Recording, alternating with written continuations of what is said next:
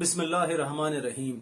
जिन लोगों को सांस लेने में घुटन महसूस हो रही है और दिक्कत महसूस हो रही है, उन लोगों के लिए आज मैं एक बहुत ही अच्छा नुस्खा बता रहा हूं। उसको आप फॉलो कीजिए, यकीनन आप बहुत फायदा उठाएंगे। मैं हजारों लोगों को, लाखों लोगों को वो नुस्खा बता चुका हूं अपने मौला का, और उससे बहुत सारे लोग, हजारों लोग मुझे फोन कर करके बता रहे हैं कि उनको उससे बहुत फायदा हुआ। तो आप भी उसको आजमाइए और उससे मुस्तफीद होइए, यकीनन आप उससे फायदा उठा सकेंगे।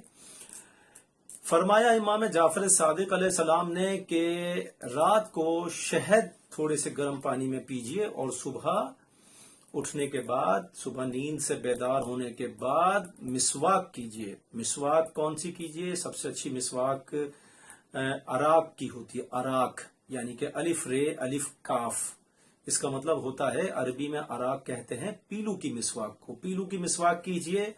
आपको उससे फायदा ये होगा कि जब आप सुबह उठ के मिसवाक करेंगे और दिन भर जब नमाज पढ़िए, जब भी पांचों वक्त की नमाज पढ़िए, उसमें भी सबसे पहले वुजू करने से पहले मिसवाक कीजिए, तो दिन भर आपको सांस लेने में कोई परेशानी का सामना नहीं होगा। आपको सांस बिल्कुल सही नॉर्मल तरीके से आएगी इंशाअल्लाह।